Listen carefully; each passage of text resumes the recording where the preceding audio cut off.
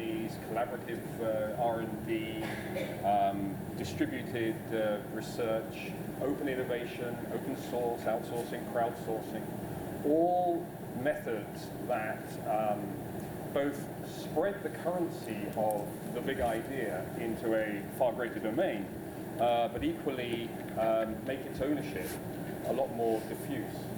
The spreading obviously increases the power and potency of ideas, but it may also diminish the ability of the owner of that idea, one, to control its ownership, his or her ownership or its ownership, and secondly, to monetize it. The way that the internet has allowed ideas and collaborative working to just float seamlessly across borders, I think has also meant, this is a theme that's arrived a lot, we've talked a lot about it over the past day and a half, and I think we'll touch on again today.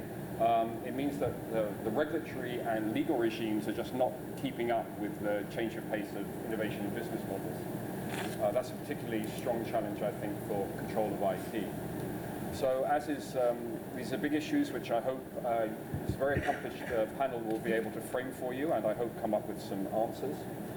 So without further ado, let's just get straight into it. I will ask each panelist to introduce themselves, speak for just a couple of minutes, and please do keep it to a couple of minutes, and outline what you see as the key issues that we should have in front of us this morning, and then we'll dive into the discussion in some greater depth.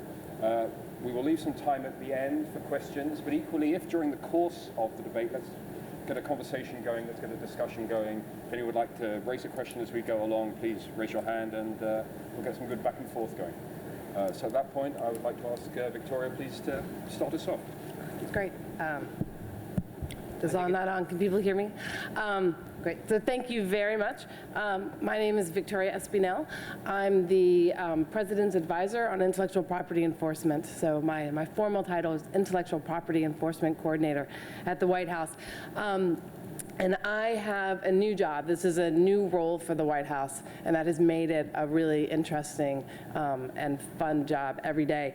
In a nutshell, my job is to support our ability, to support America's ability to innovate, to create, to invent, and to make sure that the fruits of those labors are being protected at home and being protected around the world. And I can talk a little bit perhaps at a later point about how we do that as a practical matter if people are interested. But there's a whole range of issues that we work on.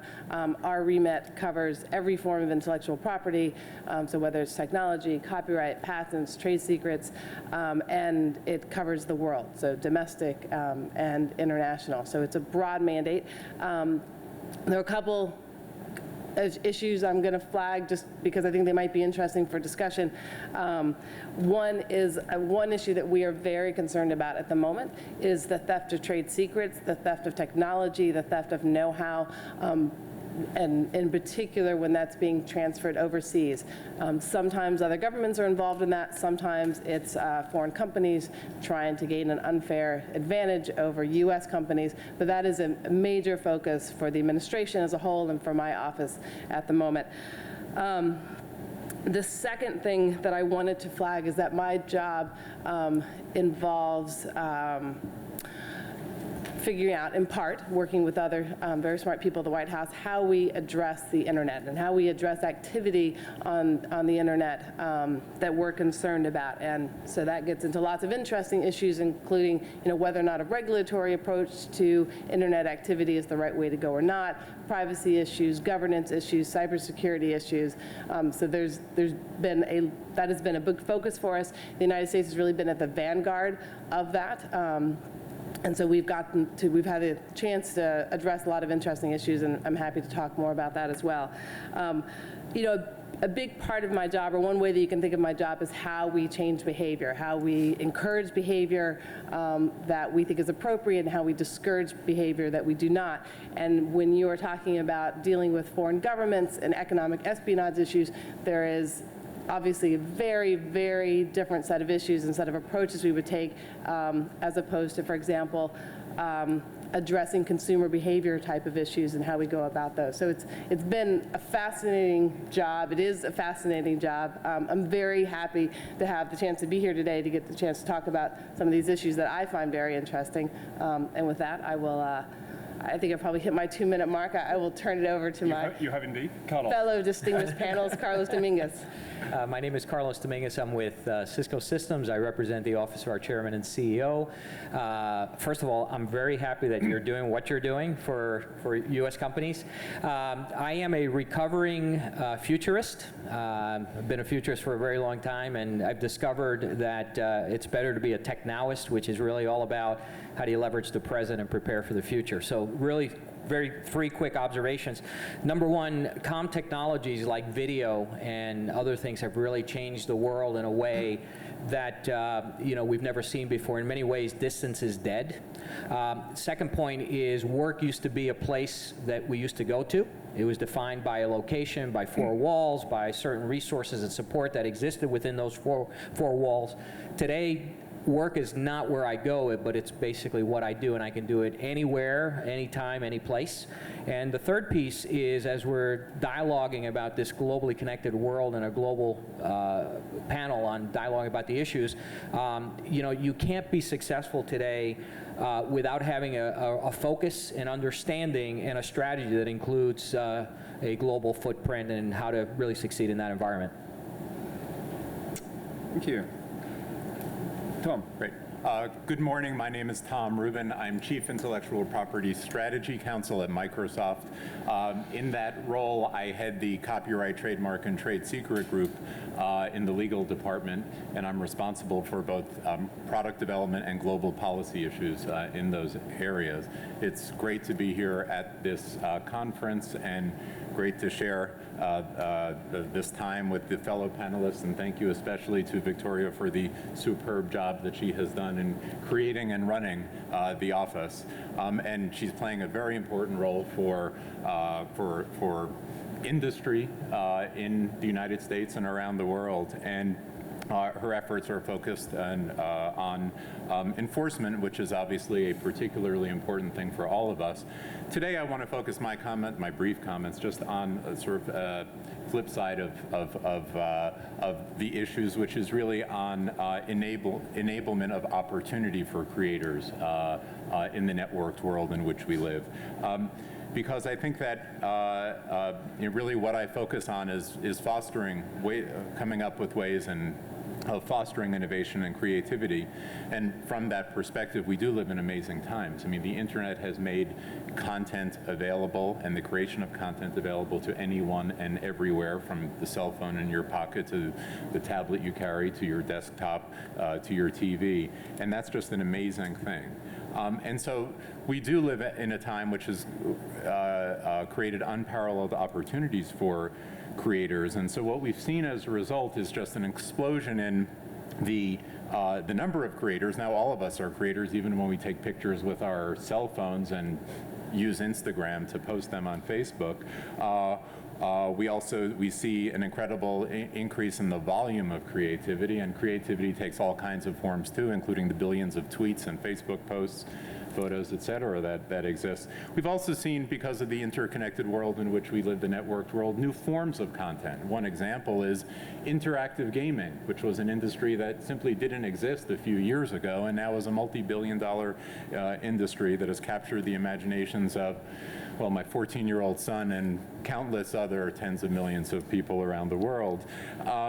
And we also see the emergence of new business models as a result of our connected world, including not just the traditional sale of goods, but the ability to rent for time-limited fashion, for instance, have differentiated price points, all made possible by the fact that we have the backbone of the internet and connectivity.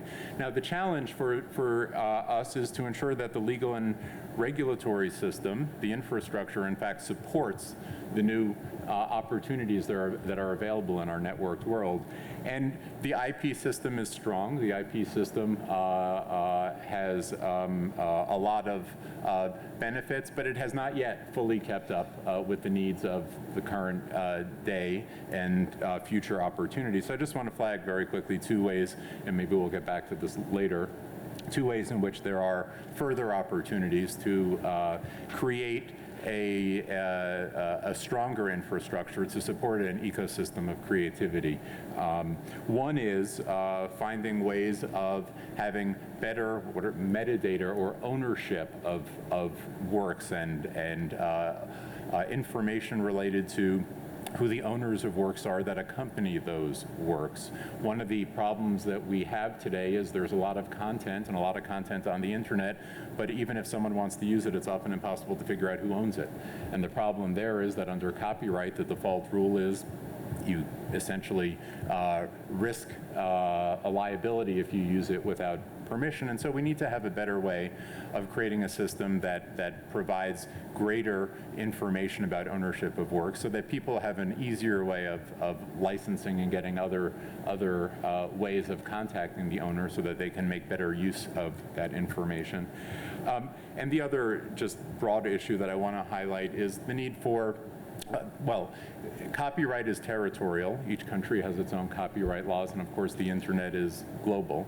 And there's a little bit of a clash there. And when you have services, online services, content services, that scale across the globe, the problem that one of the problems that we have is that there's a lot of friction in the system when you're trying to scale a content delivery system globally. And if you look in Europe as an example, there are a couple of dozen or so countries that have their own laws, and it's very difficult to get cross-European licenses, and so it's extremely time-consuming. And the problem with that is that as I think of it, or as I put it, friction is a content killer. And so when you put friction in the way of ease of access to acquiring and licensing works, you run the risk of not being able to use them, and that also creates a cycle of, frankly, infringement, and creates the kinds of issues then that Victoria has to spend her time on trying to fix. Thank you. Great, Tom, thanks. Oh, lovely. Thanks, Paul, and thank you for having me here today. First, I'll need to tell you who I am and who I represent. I work for a company called ITC. ITC is headquartered in Calcutta, India, and is 102 years old, a little older than me, and is about $7.5 billion in revenues and about $38 billion in market capitalization, and is in 5 businesses: consumer products, hotels, agribusiness, paper packaging, and information technology. And I look after the information technology business.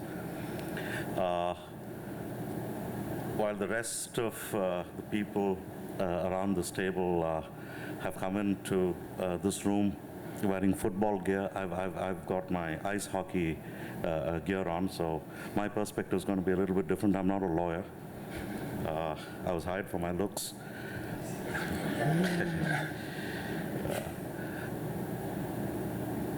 We define strategy. The way I look at strategy, I was head of strategic planning for the ITC group, is there are 3 or 4 underpinning forces that companies like us face wherever we operate in the world. Any company that operates, even those that choose to operate in a given territory, is by default global, because it is either battling global companies in that territory, or if it's going out, obviously it is facing competition from global companies and global markets. So which are these 3 forces? One is capital providers. Their focus is relentless pursuit of efficiency. Where can you get the best margins? How can you use your capital more efficiently? The second is governments, who create the conditions, a set of incentives and disincentives, and address a large number of issues: employment, other forms of regulations and fair play, taxation. And the third is, and the most powerful, and that's the perspective that I'm going to sort of suggest to this audience, is consumers. customers, the reason why companies exist, to try and get a larger share of the wallet of the customers and consumers, what are they driving? Not just value for the product and services, but they are just beginning to demand a certain level of corporate behavior and the way we use resources. And what do I mean by that? He just referred to the use of technology in an interconnected world. The internet can do remarkable things, not just to technology service providers or technology companies like these, but also to brick and mortar companies. We are in the agribusinesses company. We've used information technology to reach millions of poor farmers who live on less than $1 a day.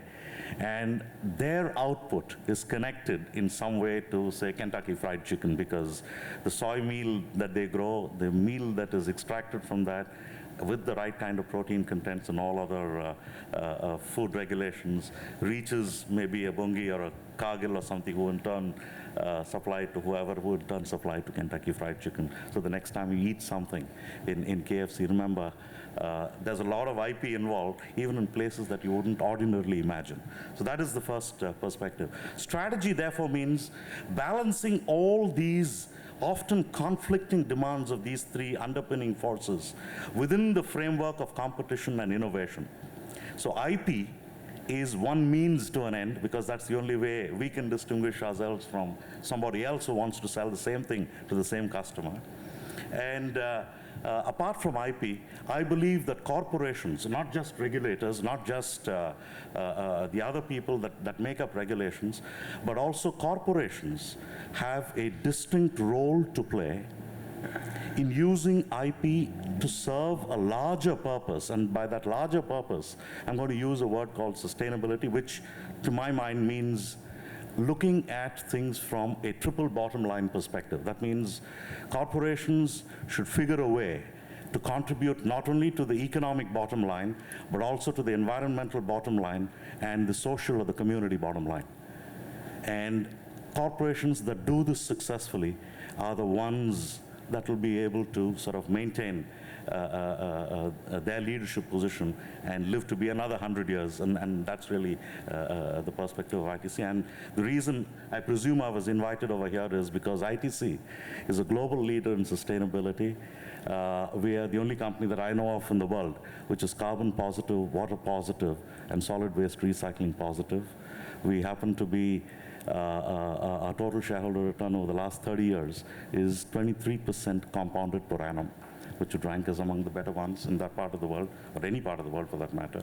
So that's the perspective that I'd like to bring in. I don't know how it fits in with the rest of the stuff, but that's your job, Paul. Well, you set it up very nicely with the ad for your company, so we can take it from there. Daniel. Thank you, Paul. First, I'm very happy to be here, particularly in this library. I actually was perusing the law section. It's in the corner there. So there's a 4-volume biography of John Marshall right next to a book on disputed paternity proceedings. I was just kind of wondering.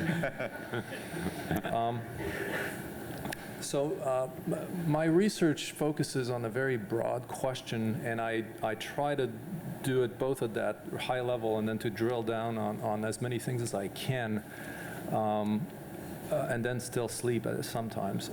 And that is how international law and policy can improve innovation outcomes, and how we do this country by country, region by region, industry by industry.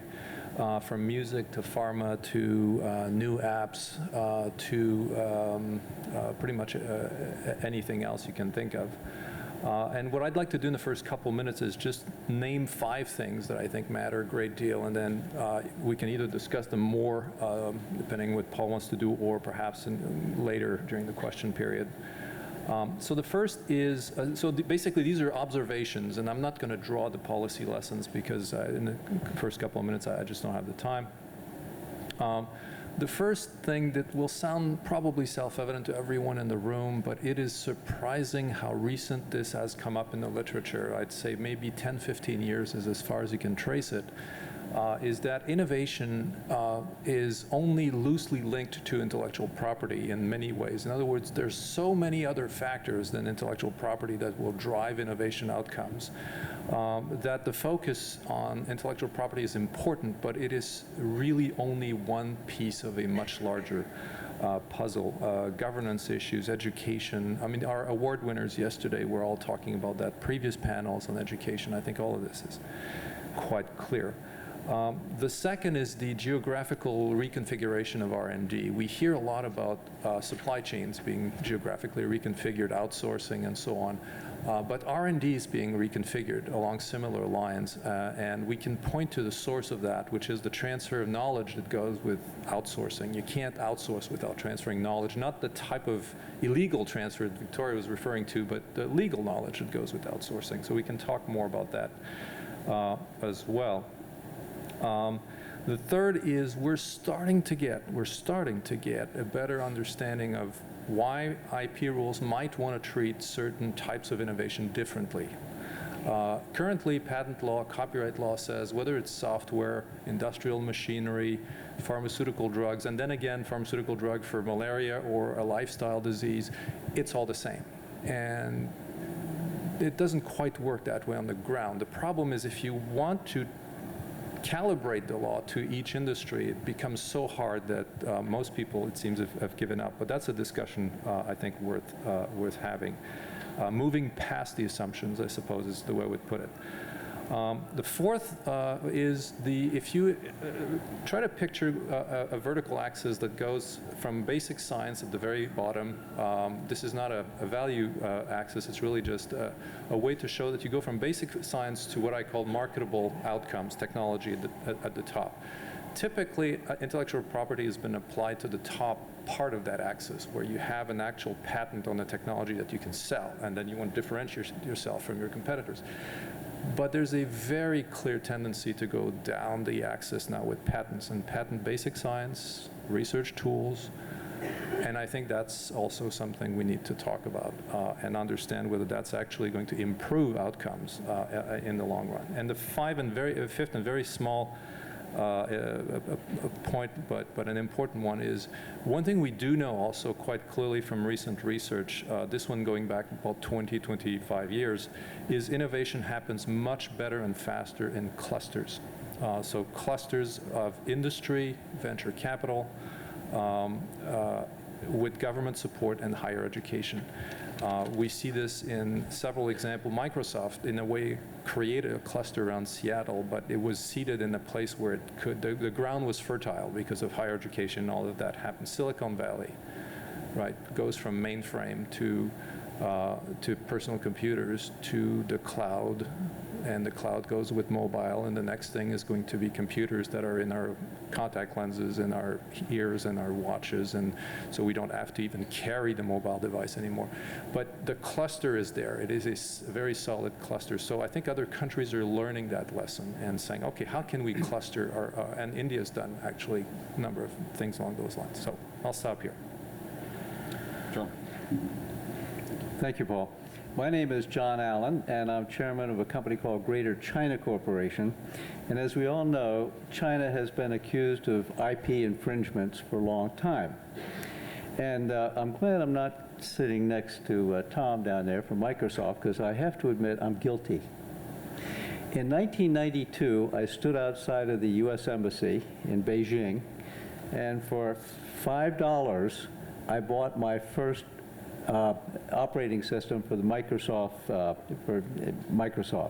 and it worked perfectly. You know, $5. And then I felt a little bit guilty about that, so I haven't done that again. And what they've said, though, that as China begins to develop its own intellectual property, it's more interested in enforcing it. And I think that's probably true, and that could be confirmed by my colleagues. But I am also shameless, so tit for tat. You know, if the Chinese can copy Microsoft, why can't we Americans copy some of the innovations in China? So another colleague of mine is doing something very innovative in China. He is using the Chinese postal system, and this is over 180,000 individual physical post office all across the country.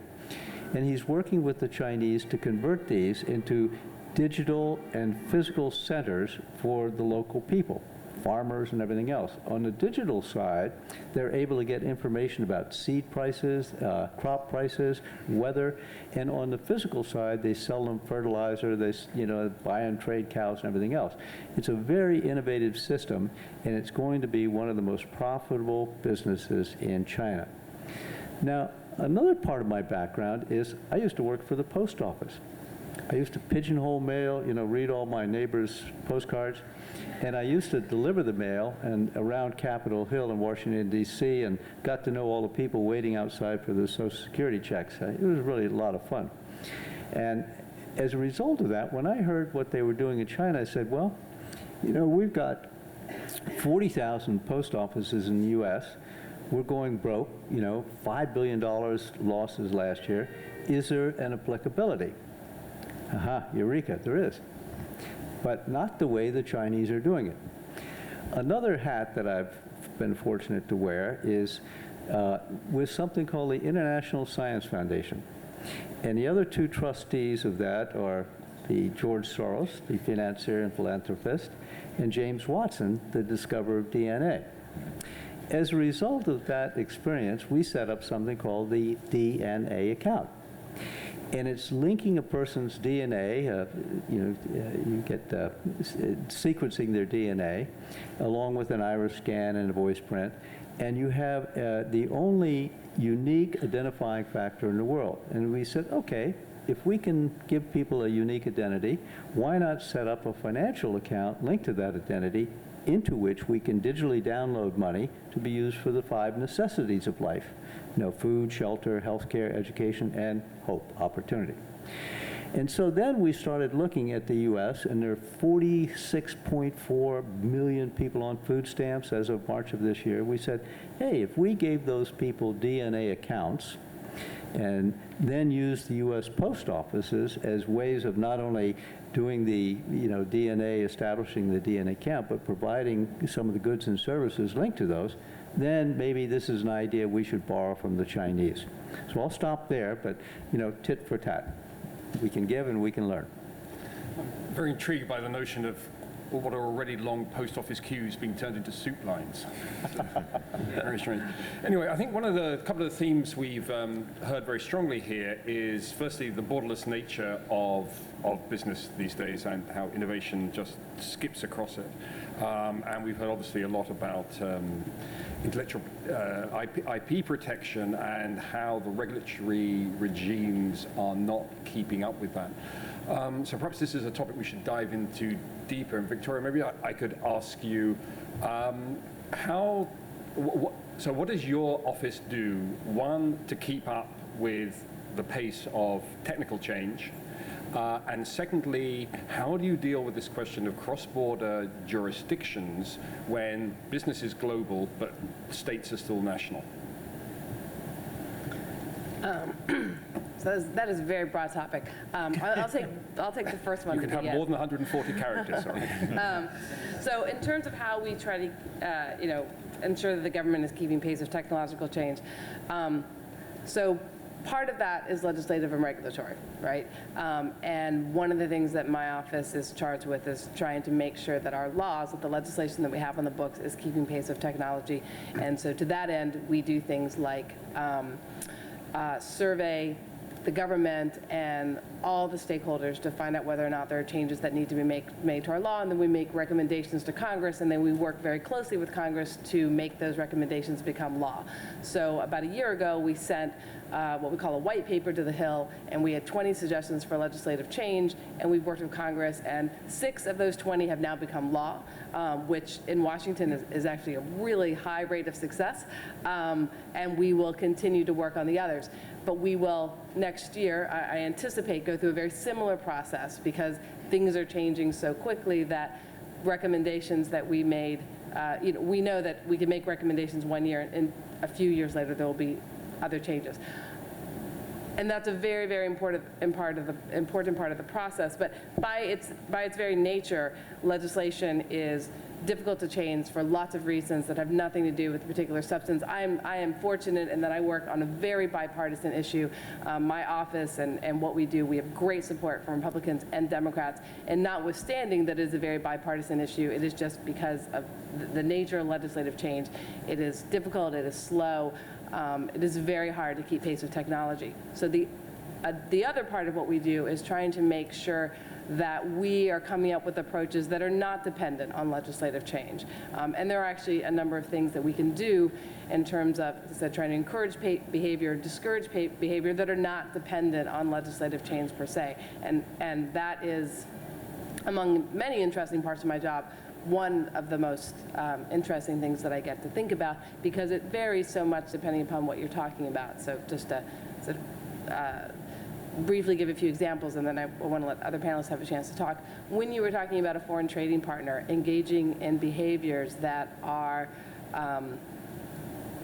rational to their economic bottom line, the tools that the government has, putting aside legislative change, the tools that the government has to try to encourage that country to act in ways that we think are more appropriate or discourage them from, for example, engaging in the theft of trade secrets, are very different than when we are talking about something like online copyright and content distribution, and how we want to work with consumers in terms of how they're interfacing with content that they care a lot about and have an emotional connection to, how we work with companies that are facilitating internet commerce in various ways, and how we try to encourage behaviors that are appropriate but really embrace the change that the internet has brought. That is a completely different calculation. It's a very, very different approach. And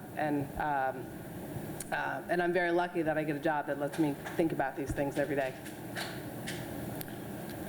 Tom or Carlos, Tom, you set this rabbit off down its hole about not keeping up with the pace of change. I mean, if you could ask one thing of government to do to narrow that gap, what would it be?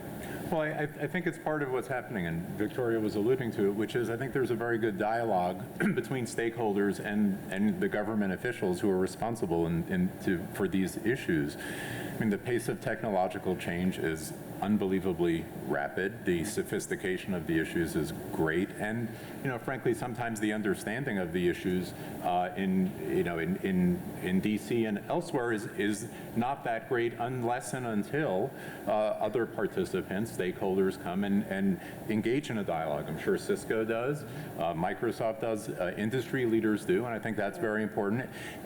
Small innovators, it's important that they participate, and I know that they do. Similarly, it's important that everyone be represented, and the public interest organizations are also part of the dialogue. So I think the best and most important way of addressing this is to continue the process that's in place, which is having a very clear, close focus on the impact of technological change and making sure that the right inputs are being brought to bear in the process. And Carlos, is there more that could be done to continue that conversation, and particularly in an international context or a global context? I keep hearing Victoria speak, and I keep smiling because I'm going, she's approaching it in the right way, not only from the laws, but laws are very difficult to change, and putting a process in place that's not dependent on the laws is very strategic. The other thing, it's really hard, and there's no answer, but I'll pose a problem that we kind of wrestle with, which is very cultural in nature. As you travel around the world, protecting, and I'll give an example, a Disney movie, just as an example. There are many cultures that will download it illegally, and they don't see anything wrong with that, right? And recently, I was at someone's house, and I remember the parent going to the son, "Did you download that movie for me?" So part of this is really not only understanding the law, but how do we get people to understand what's right and wrong when it comes to these assets that are, in a cloud that are, they click a couple buttons and now it's residing in their computer. So I think that's a bigger issue too to think about. So how do you address that education question? So I think we should really, teach at a very young age what that means and whether they're going to, it's a difficult thing. I mean, being a father of 3 children, I remember when the music industry was being disintermediated, I remember giving each of my kids an iTunes card with $100 on it. And I said to each of them, don't you download anything illegally. You know, I could see the press, Cisco executive locked up for downloading illegal music. So the interesting part about it, two of them never downloaded anything, and my youngest, who was 13 at the time, burned through the card. And I said to her, and I told them, when you burn through it, come back to me. And she comes back to me, and I said, you know, you need more? And she goes, yeah. I said, my God, I can't believe you downloaded 100 songs. I only gave it to you a week ago. And she goes, oh, I didn't download any songs, Dad. That's so like yesterday. I just streamed, right? And I said, well, what did you waste it on? You know, what did you spend it on? She goes, oh, I got ringtones. Right? So if you think about it, she just spent 4 times the amount of money, $4 versus 99 cents, on a ringtone that is shitty quality, and secondly, it's not even a full song. And it goes to show you how the importance in it. But back to this thing is, how do you do it? Is you gotta really educate people, and you gotta really spend time on them understanding, you know, what's right and wrong, and that's got to be right from the very. And by the way, we need to educate parents, and because in this whole digital world and the things that are moving, it's not only the laws, is we as individuals, you kind of lose sight of what's right and what's wrong. Even though the copyright thing comes up on the movie stuff, they don't. Go to any new movie, you see the people with the cameras in the brand new release sitting in the theater. Cultural. Yeah. I think also it's harder to teach children thrift than it is to teach them moral right, between right and wrong. And I also say that as a father. But I think we need to do that, though. Bara, is this a phenomena that you see in India and in Asia, that there is this just sort of blind willingness to ignore the notion that there is ownership of intellectual property? True. To a large extent, what you're saying is true, because I can see this every time I go to India. I can see it, and I don't go very often to China, but I can see a little bit of it there. I think there is no question that education plays a huge role, and it has to start at a very early level. Unfortunately, a lot of that, the pressure of it falls on the governments, because they're the maximum investors in the education sector. But even there, I think other organs of society will, particularly corporations, I think have a role to play, and that's the refrain that's going to be my two-bit in today's conversation. To supplement the efforts of the government, companies like ITC should do something about children, to do something through their own employees, or sponsor people that want to give these kinds of messages. All with a view to not just doing it as charity, and I don't want to go into whether it's right or wrong, but if we figure out that it fits in some way with ITC's brand proposition, then we will build it into our brand's value proposition. That is what will embed ITC's products and services in the minds of the consumers, which is why consumers will prefer, all other things being equal, our company's products and services instead of somebody else's. That's the way we are structured to think, because issues of IP, because IP is core, and it's actually a fascinating point that I hope you get the chance to expound a little bit, that all IP is not just trademarks and copyrights and all of that. We grew up on IP as a brand. Brand means it's an instant solution to a customer problem, all right? Some of it may be registered, some of it may not be. There is something called the ITC eChopal. If any of you have the time, I'd encourage you to sort of Google it. It's an extraordinary story, even if it is I that's saying so. What is the brand around that? What is the IP around that? Yet, if you go to, say, about nearly 100,000, about 80,000 villages today, the only thing that they would know, and the only distribution channel, it's an internet-based distribution channel amongst other things, is eChopal. It's the trust that you build through repetitive behavior of a certain sort, which feeds into our IT business as well as our agribusiness, all right? So we have to figure a way to pass these positive messages, education, and in a sense, in a little way, disincentive, but the trick and what shareholders will demand of us is, listen, don't throw your money away in charity. That's somebody else's job. If you don't have any use for that money, give it back to me, which is what they're supposed to do. So our trick is, or rather the challenge of strategy is, We need all of this because they serve a larger purpose, but try and weave it into the competitive context of our products and services. So in our own little way, we are trying to contribute, and it supplements what government agencies are doing, not only in the United States, but also other civilized nations of the world. Daniel, do you see any change in the attitudes of the students that come in front of you about, whether ideas of you can embed, you can embed social responsibility and trust into a brand, and that becomes a form of protecting intellectual property, or is there a completely different attitude from the generation of students that you now see going in front of you?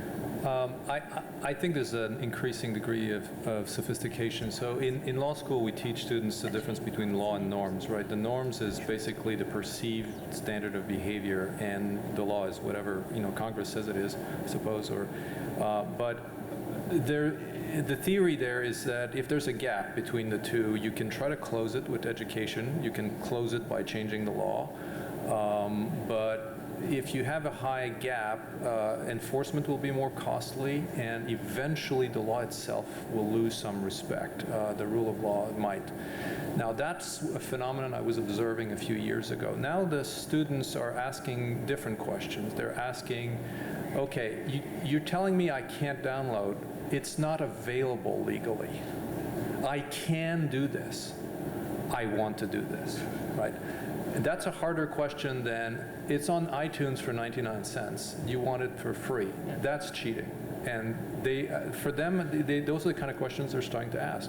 A second question, much more interesting, that came up actually at the debate last week at Vanderbilt was, who gets the money? I actually care who gets paid in this. Is the songwriter getting paid if I download music? And if not, that actually will inform my decision whether I can pay. So we've empowered people in a way to make those calls and as to how they want to comply. And of course, it's driving people who have to figure out the enforcement equation and the business equation and the consumer relations. As Victoria was saying, this is hard, that you have to take so many factors into account. But I see an increasing degree of sophistication in answering the questions that each person answers. The last thing I'll say is that I always ask my students, so my casebook that I use for my class is available free, but there's a suggested price of $30. And I always ask at the beginning, anonymously, who paid? I use clickers. And every year the percentage goes up of students who actually paid the $30. And I don't know if that's a trend. It's an anecdotal. I can't, say it's, but it's a group of 100 students more or less. And it's very interesting. I'm seeing the number go up every year. So. That's a model, though, that we're starting to see. I mean, if you look in the music industry, all the artists now, there's many undiscovered artists that are putting their music online for free. And, I know one of my kids, again, using them as the model, she contributes to a lot of them. Now, the difference is, you have to have value to them in order for them to. So if your class was horrible, your numbers wouldn't be going up. So you're doing something right. But it's a value-based kind of system. So which week do you ask them to pay for their textbook? The beginning or the end of the semester? No, they get the textbook at the beginning before. So I was going to say thank you for the compliment, but there's a problem in the sequence there. Is they buy it before they know if they actually like it. So you're a good business guy, though. That's good. It's reputational. It's not actually my casebook. It's a casebook that I use, but it's put together by somebody else. But anyway, interesting. Well, maybe we should test your theory. We'll leave a tin cup by the door and see how well we do at the end of this panel. Paul, can I just interject something, and then I was hoping to take advantage of having this panel here, this global panel here, to turn to something that I'm interested in hearing views on. But I think this. Copyright online issues, there's sort of the right and wrong dynamic. There is the violation of the law, what's a technical violation of the law, which I think is a different question than sort of right and wrong or appropriate and inappropriate. And then there's the really important issue of what consumers want, what they think gives them value, what they're interested in contributing towards. And I think it's very important that we as a government don't just try to focus on one of those, but try to address it as a whole, because I think that's the right approach. But Tom, I think, alluded to sort of educating policymakers, and one of the things that's sort of on my macro list of things to worry about is how we as a government get information in. because I don't think we're as good at getting information in as we should be. And then there's the secondary question of what we do with that information once we actually get it.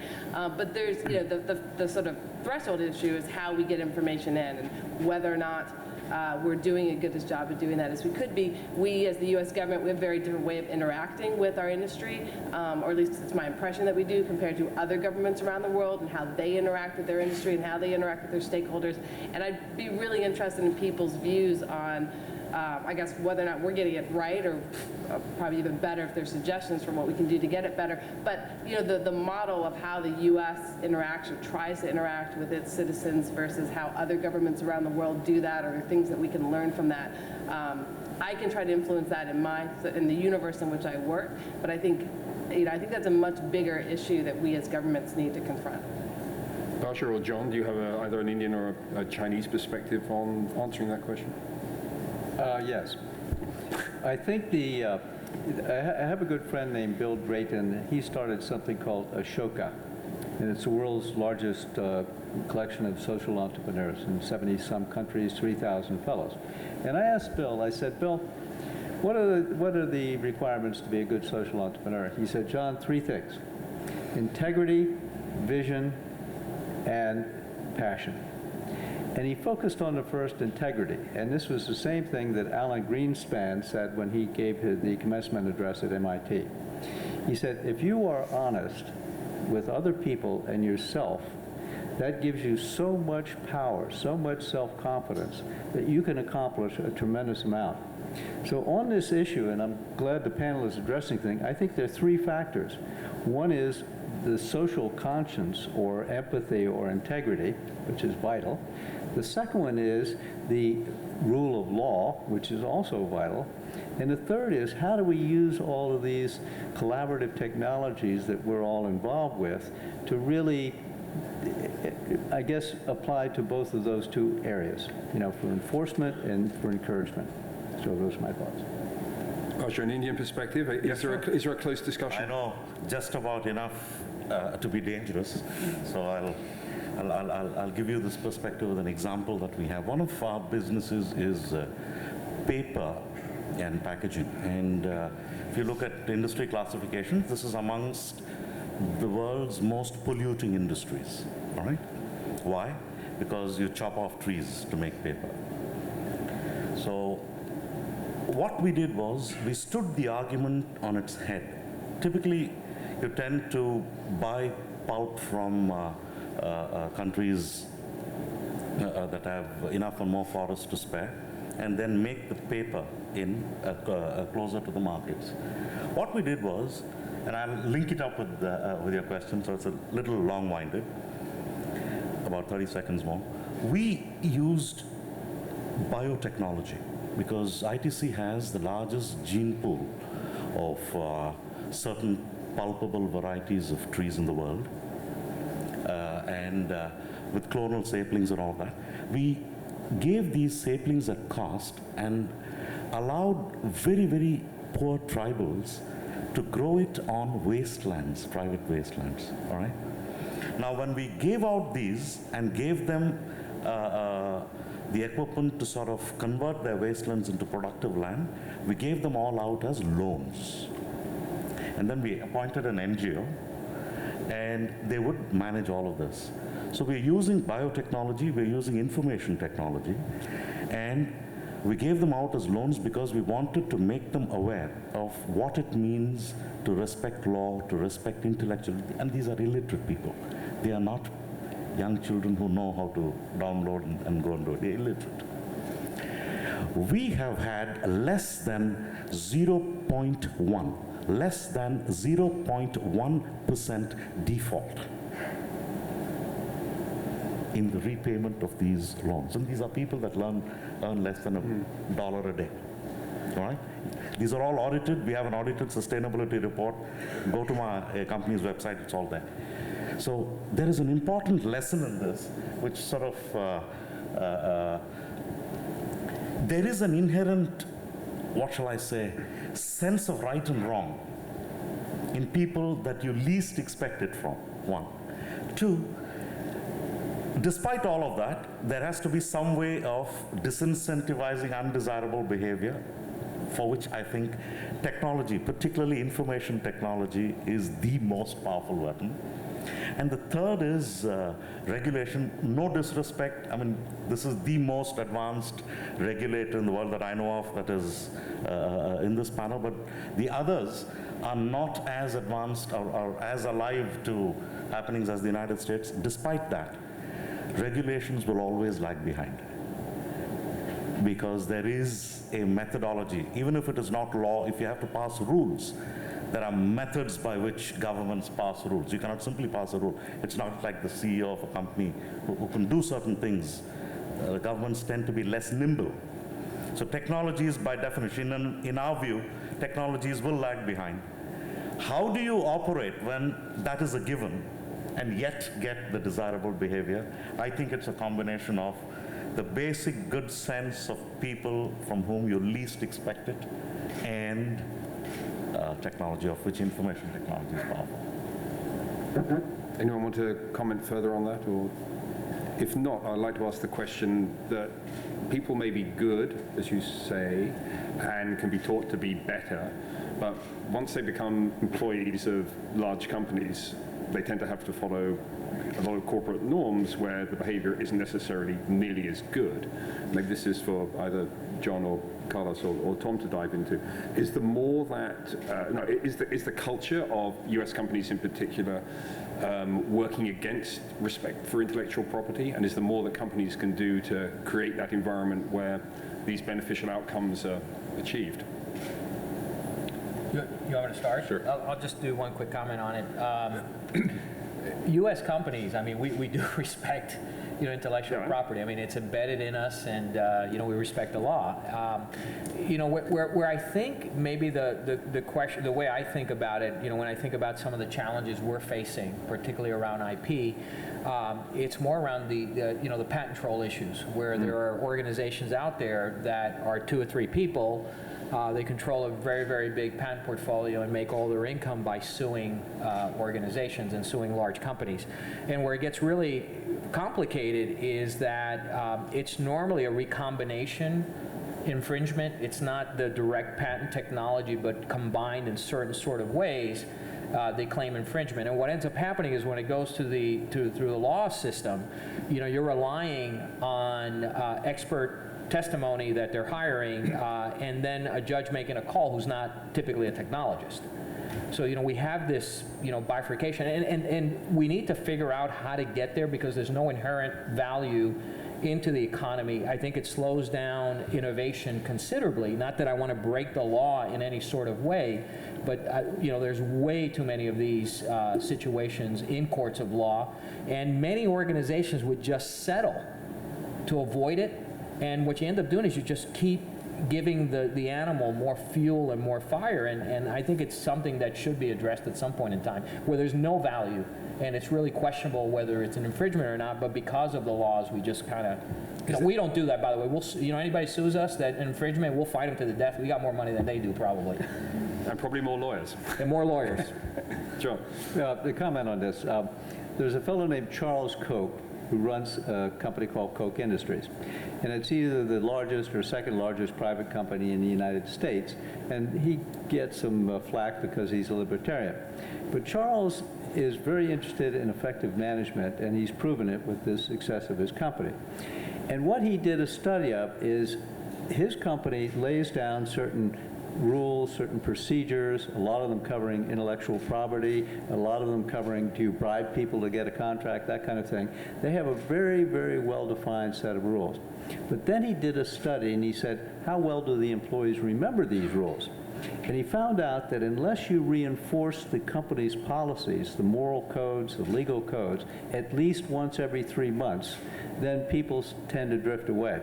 So that intrigued me, that you have to say, have a legal structure, you have to have a moral structure, you have to have an educational structure, but you have to reinforce it. And his answer was at least every 3 months. And the only thing that I would add is that in response to your original question, I mean, intellectual property is a key engine of innovation, and it's a key engine of growth at many of America's companies, and it's a key strength in the economy and a key source of jobs. So I do think that, generally speaking, there is a very strong culture of respect for intellectual property in corporate America. That is probably a good note on which we should start to open it up to the floor. There are microphones which will be turned on as we speak, and soon you can speak. So please just raise your hand, identify yourself, and let's start here in the front row, because it's easy to get the microphone to there. And also just if you could indicate to whom you would like to address your question, if anyone in particular. Thank you. Or disclaim loudly as if you were an actor. I need it. My name's Roddy Gow. I'm chairman of the Asia Scotland Institute, which is all about engaging really Scotland with Asia, Pan-Asia, the Gulf in the west, and Japan in the east. And I would like to just have in general this fascinating subject. I would be interested to understand what degree enforcement on an international scale, domestic internationally, has had any effect whatsoever. I guess, go ahead and start with you, but I'd be very interested, obviously, in Mr. Village's comments as well. Does enforcement internationally work? So I would say yes.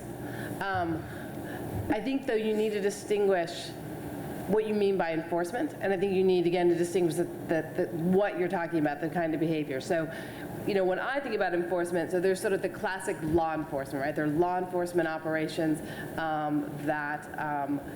where we think we are making progress on issues like counterfeit pharmaceuticals, which where there are law enforcement U.S. law enforcement working with other countries, going into factories, shutting them down, putting people in jail, because the counterfeit pharmaceutical issue, the implications for health and safety, that is an area where we have good cooperation with many foreign countries, and we actually are making progress, which is not to say there's still an enormous problem that exists, but we are making progress. So I would say that is yes. But I think on other areas, I think it is also possible to make progress internationally through different kinds of enforcement. So not sort of the classic law enforcement operations, but you know, as an example, we have been talking to a lot of different sectors, a lot of different kinds of tech companies, credit card companies, you know, the companies sort of make the internet work, about whether or not there are things that they can do to put speed bumps in the way of illegal activity, to make it harder to have criminals sort of engaging in online piracy. It's not consumer-driven effort. It's really trying to get at people that are trying to make a profit off of copyright works. And we have found that we can make progress there. So it's not a law enforcement operation. It's a very different kind of conversation. And that is one that I think, you know, that's effective domestically, but it can also be effective internationally. I mean, I guess my primary focus is trying to protect American citizens and American consumers, but you really can't make that distinction in my job because there's so much activity, and virtually all the activity is cross-border. So what we do in the United States has enormous implications overseas, both as an example and because it actually has a practical effect overseas. So I guess I would say yes. But I think, you know, what you mean by enforcement and the type of activity that you're talking about can vary quite a bit, and therefore the approach needs to vary quite a bit if you want to be as effective as possible. John? No, not yet. And Roddy, you asked a very good question. One of our law firms that we work with did a study of cases brought against Chinese companies for patent infringement or other copyright infringements.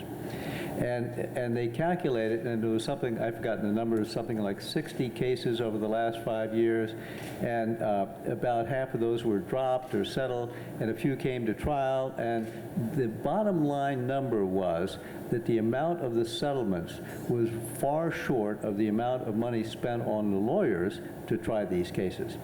However, every year it was gaining traction. So the answer to your question is no, but not yet, but it's on the right track. I tend to agree. I'll give you two quick examples. You mentioned pharma companies. Apart from enforcement, see, until 1995, the the IP law in India only protected processes, not the molecule, not the product. So what used to happen was somebody discovered a drug, the molecule can be re-engineered backwards. And it was legal because the law was that. So post the WTO, the law in India was changed. So it's no longer just a process patent, but also a molecule patent. So that made it possible for effective enforcement to happen. That also is important. The law has to allow for the desired result to happen. So that is one part. And the other is, this is, I think, early 93 or 94. I think it was, at that time it was only Microsoft. It was their operating system. And somebody had a pirated copy in a set of floppies. So the auditor picked it up and it had to be reported to the authorities. So they went and complained to the police. So the police came, raided, took all those floppy disks as evidence. And when the case came up, said, where is the evidence? These guys had filed it like they would file a set of papers, punching. So they didn't know. And obviously the evidence wasn't there and the case couldn't go on. But it's come a long way since then. In IT-related things that can be transacted over the net or sent over the net, it's a little trickier. You have the laws, but newer and newer things are happening. I mean, Twitter didn't exist, Google didn't exist. I'd just also like to add one complication to what you just said. Can you do it quickly so we can move on to some more questions? Sometimes you need to act very quickly. Otherwise, your competitor takes advantage. If Google hadn't bought DoubleClick and somewhat, or Yahoo had, it would be, I mean, the valuations would be exactly the reverse. Okay, let's move on to another question. There was one at the back, I think, somewhere. Yep. Market Foundation. I have a little bit of a different question because it seems like this is a crucial topic, intellectual property rights, but I want to turn it more on the opportunity side, is that the IT, and there are a set of IT companies here at the table, have really allowed for access to global markets.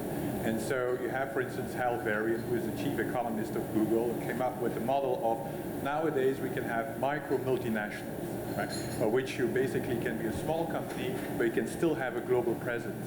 And my question is, given the fact that the companies here at the table are actually not micro, but really macro, is that actually possible? And can you actually, these days, using the platforms that you provide, can you actually have a global presence, or is it still too hard to do, given, for instance, the legal problems that are out there? Well, let me just give you an observation. iPhone, App Store, I can be a 15-year-old kid, develop an application, pop it in. I'm a global, I reach millions and millions of people, and I do nothing but create the platform. So yeah, I mean, we're in a world where there's a great equalizer that's not only benefiting, large companies like ours, but our threats and the competitiveness in this globally connected world, if you're not focused on relentless innovation, you're going to get trumped. And it's because of things like this that can put incredible platforms into the hands of anyone to be able to get distribution and everything very, very quickly. Now, I know this is kind of one very simple example, but a very simple one that, kind of highlights, the kind of new rules we're dealing with.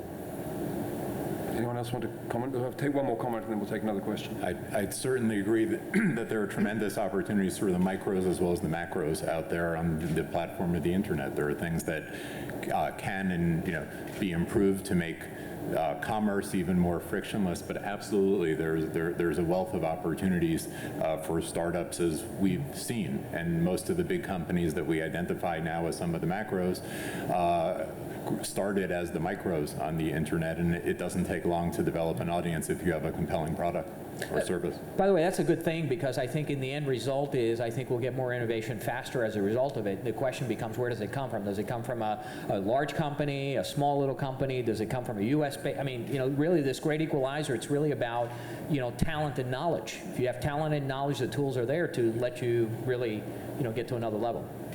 I think we've got time for one more question before I ask the panelists to come up with a sort of one-sentence takeaway from the discussion, tweet length. So let's take this last question, and then time will defeat us. Sir. Thank you. My name is Chris Tolles. I've been involved in product design with a small, yet maybe one of these micro multi companies, and I find the complexity of business in X number of different countries with different business requirements, legal requirements, IP requirements can be really daunting.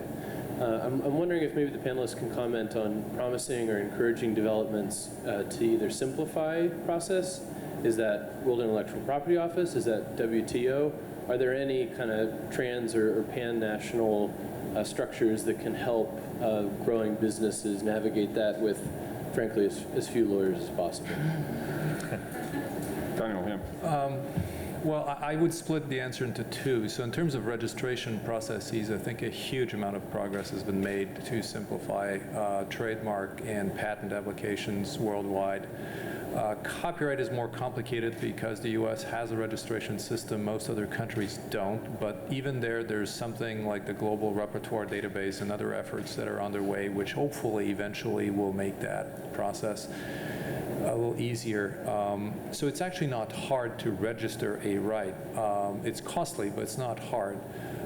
And it's less costly than it used to be. Now, the second part is substance, and there you have to see that even the most recent agreements on intellectual property are unable to define certain terms, like what is new in a patent context or what is original in a copyright context. Why? Because each country has a slightly different definition. In this country, if you're in California and New York, it's not quite the same in copyright law, for example, because we have different federal circuits and they define terms differently.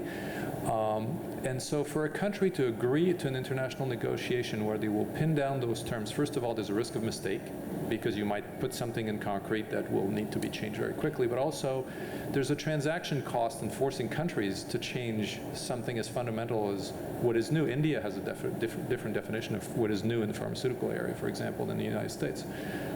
So I know it's a hard answer, but it's really difficult to get to a degree where all the rules are all the same for everybody, and it may not even be desirable.